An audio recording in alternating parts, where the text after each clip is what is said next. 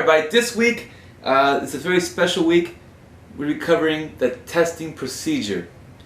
Now, if you have a testing procedure already in place, I'm going to run you through a very detailed breakdown of our testing procedure. I feel a lot of people will be interested in the way we do our testing procedure because we're an MMA gym and we run an MMA rank.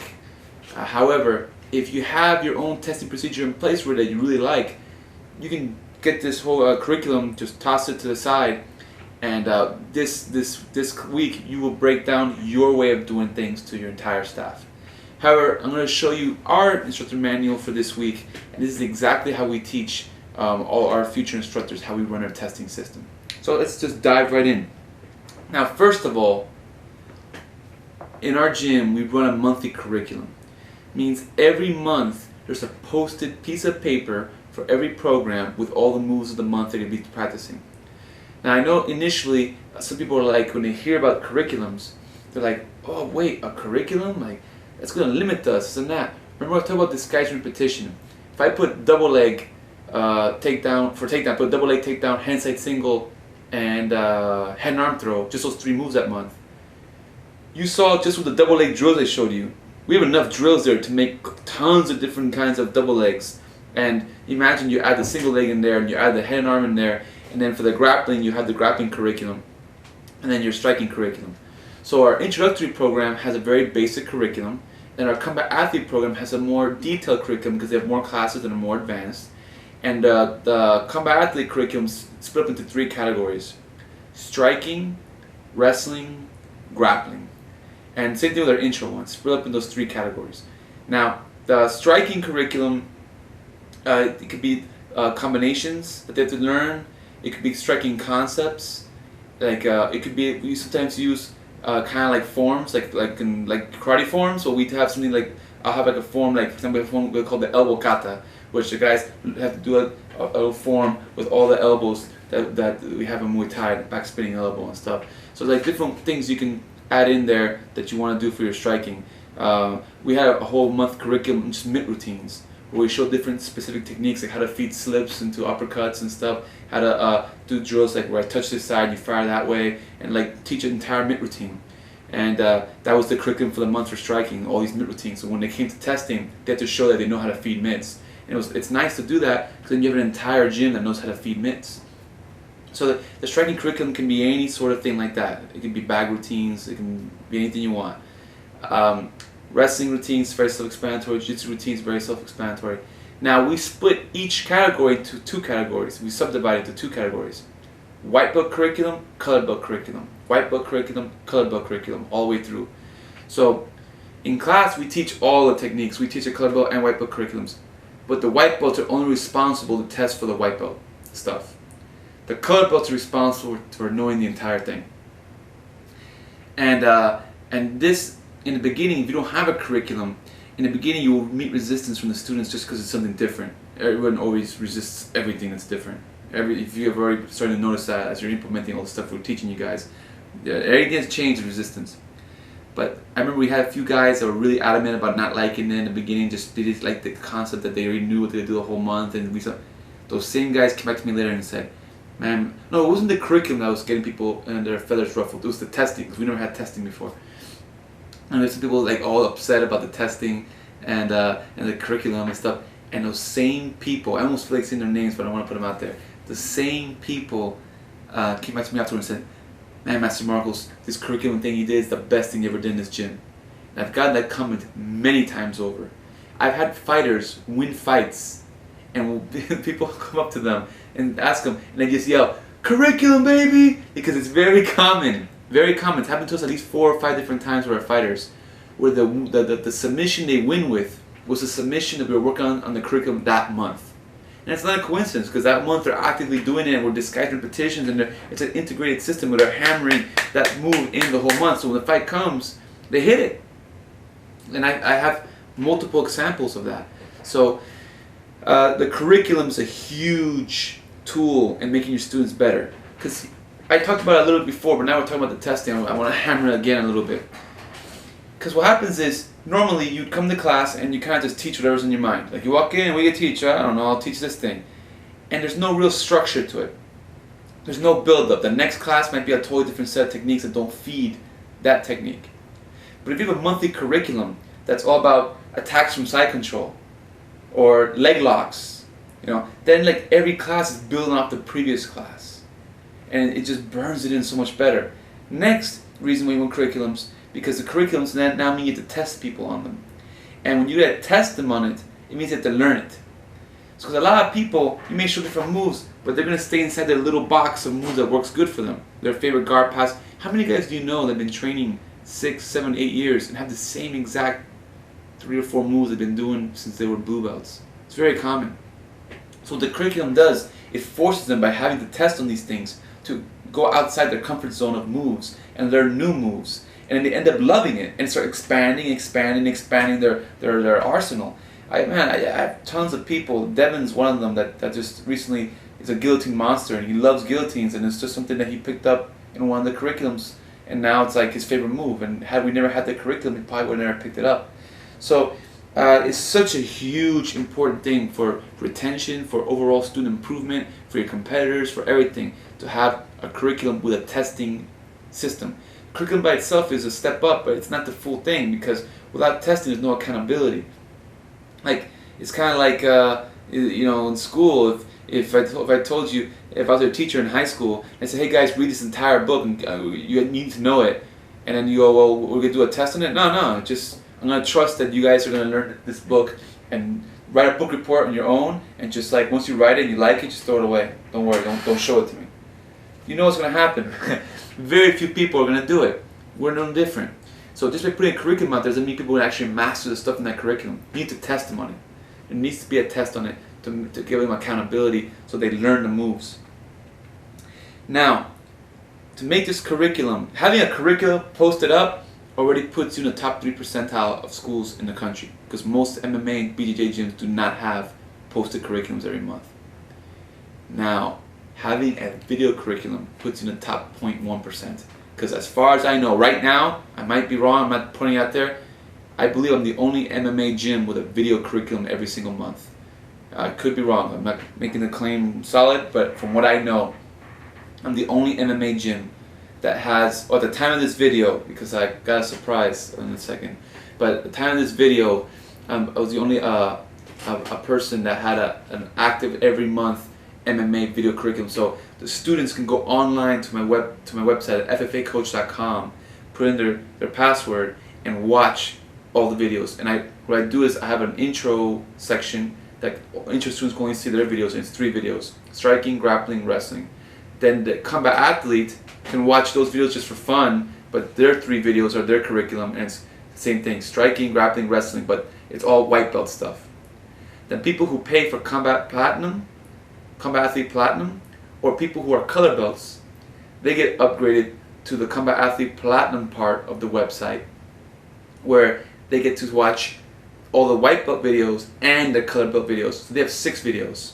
They have the white belt grappling, color belt grappling, white belt striking, color belt striking, white belt wrestling, color belt wrestling. So our students have a very unique advantage over all the other schools, that they get to go home and study the videos in the comfort of their own house. That's why I have such a high retention rate, and that's why I have such a high testing rate. People come to my tests, and that's why my students do really well. If you guys ever follow my school, my guys in the grappling tournaments and MMA fights, they do some really good things out there. We have a tremendous fight record. I don't have it memorized offhand, but I always post it up on my Facebook page and stuff. I knew the percentage.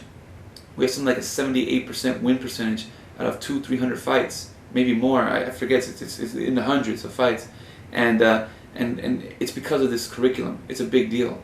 Everyone in the school is very talented. There's no scrubs in the school, because everybody every month learns all this stuff, and it's jammed down their throat with a paper, with videos. It can't get any easier for them. Now, as you guys, if you were at the event when you purchased the video series, or if you weren't, I'm offering the FFA Coach style website for all the school owners. You pay a monthly fee with no contract, and you can put your own images and stuff, and boom, you have your own admin panel. You can call it whatever domain name you want. You can call it your school name's Coach, if you have the acronym BBA Coach.com, and you can upload your own videos, everything all on your own. If you're interested in jumping in on it, go to Master Lloyd's website at www.mmamillionaires.com and inquire through Master Lloyd on there. He's the one in charge of it.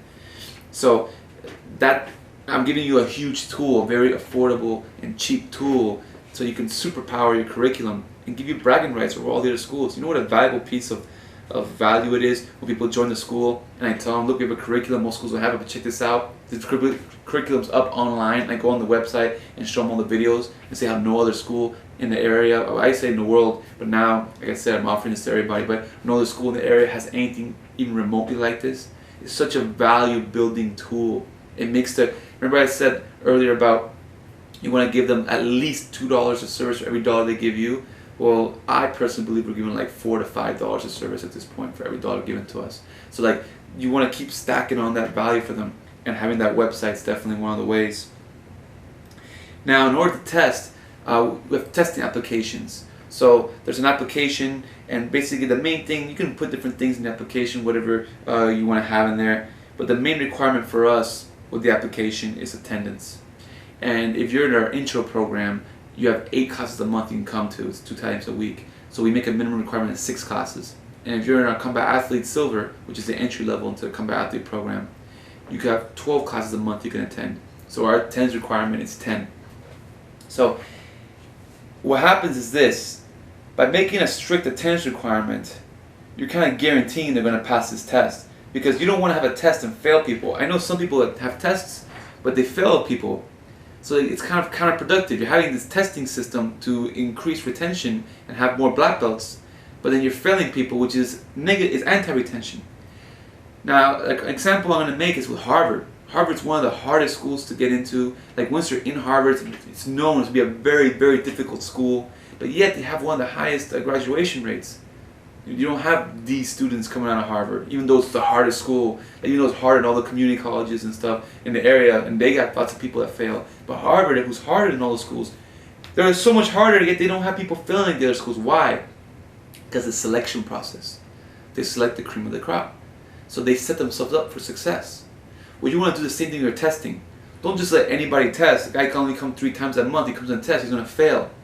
But if a guy comes in 10 times that month, and you have a normal size curriculum, remember, you can't make the curriculum too crazy. It's better, let me take a step back about the curriculum. It's better to make a curriculum too small than to make it too big.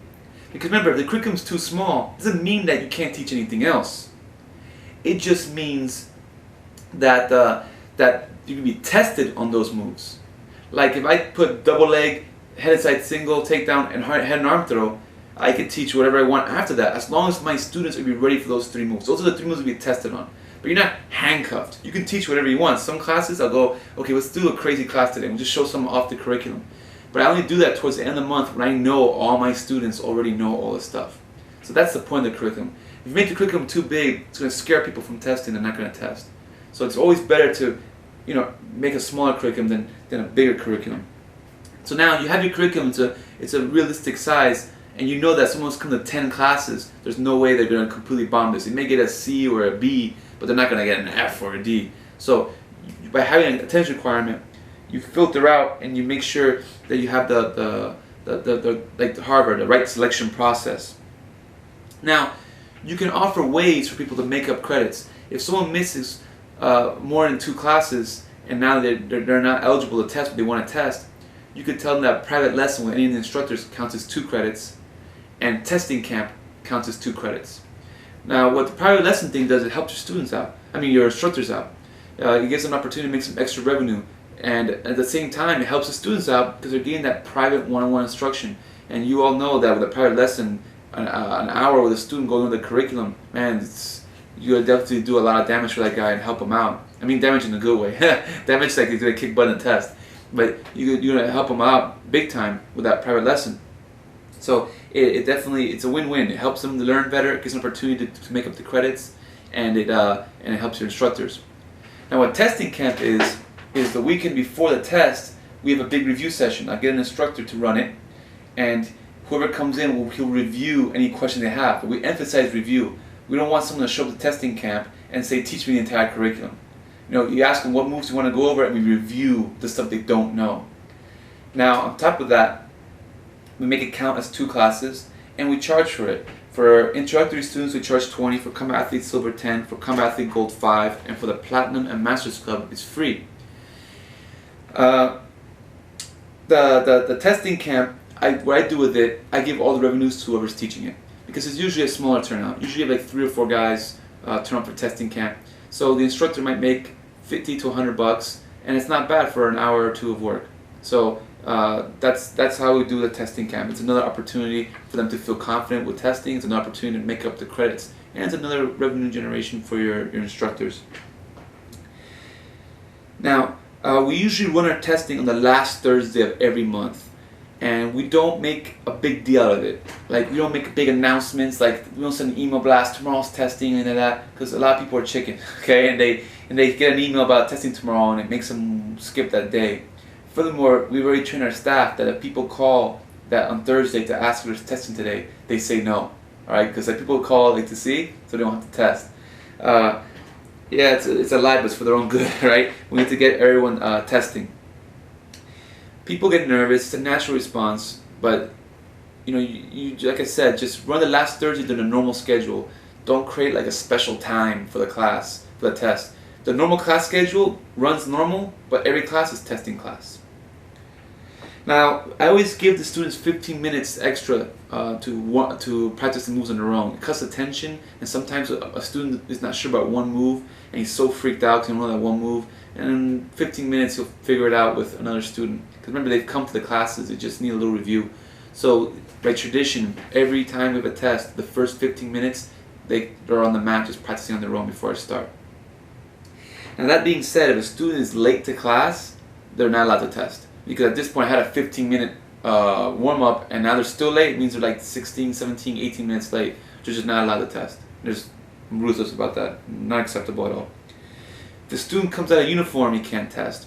For gi schools, it's not a problem because people always come to their gis. But for no gi schools like ours, like us, with our ranking system of you know, we have white shirt, blue shirt, purple shirt, brown shirt, black shirt. What happens a lot of times, they come with not experienced guys, but like new guys, new white belts. They'll come with like a regular T-shirt, like a white shirt, thinking it's okay. It's not, and they have to buy a new shirt or else they can't test. We only charge $15, so if you can't buy a new shirt, you can't test. What does happen with the more advanced guys, he'll have a purple belt show up with his old blue shirt that he used to have when he was a blue belt. That's unacceptable. I consider disrespectful also. So they have to buy a new shirt also in order to test. If you come out of uniform, 100% unacceptable. I will not let you test. Now, the way I set the test, the environment, I have a table at the end of the room, and I have a chair there, and I sit there and I have a clipboard. And I keep a kind of serious face, and I make this a little bit tense for them. And I put a clipboard out, and I tell the guys, okay, send in your applications and sign here if you want to test. Now, if you opted not to use applications, you can do something more informal right now, where you say, all right, if you've done at least 10 classes and are ready to test, come sign your name here. If you don't want to get graded, don't sign. You just drill in the class. So if you have a guy who comes in that day that only done 2 classes that month, he'll have to sit out or anything. He can jump in and just do all the drills. I'm going to go over how the test is ran so you understand. It's very friendly for someone who's not testing. But he just won't get graded. So everyone comes, they print their name, and you're only going to take into consideration the names on the printed paper. So, now the way we do the testing is I do create a certain air of nervousness for them. Like there's no music, I stay kind of serious. When I walk around, I never show like approval, they're doing the move right or anything like that. They look at me sometimes like they do it right, and I just keep walking away. Because you want them to have a certain feeling of accomplishment. When they're nervous and they accomplish it, it's a good thing. You have to understand that without this, if you're not a competitor, then you have no way of gauging if you're getting better or not. Like, the competitor gets their adrenaline kick from winning a match, and that's their feeling of accomplishment. For the non-competitor, testing is that adrenaline situation they're accomplishing. That's why I put a little bit of nervousness. Not too much where they're terrified and don't want to come in, but I put enough tense moments in the test so that when they finish the test, they feel a sense of real accomplishment. It's not so informal that we're high-fiving each other, making jokes and stuff. Like, they got to feel a serious environment to it. Now, if you don't have testing, the only way a non-competitor can gauge himself is through grappling and sparring in the school. And that's not a good thing. Because imagine, what happens if you have a guy that's been in the school for 2 years, he's like, let's say 40 years old, he's not that athletic, he's never done sports before, he's been in for 2 years, he knows all the techniques, he's been following your program, he's got in better shape and stuff. But now you have a 20-year-old kid, used to play all-state football, come in, he's done a couple of months of wrestling before, and in 3 months, he's already roughhousing this 2-year veteran of your school. And if he has no ranking system, if he has no testing accomplishments, like if he's just going to gauge himself, like if his gauging of how good he is, how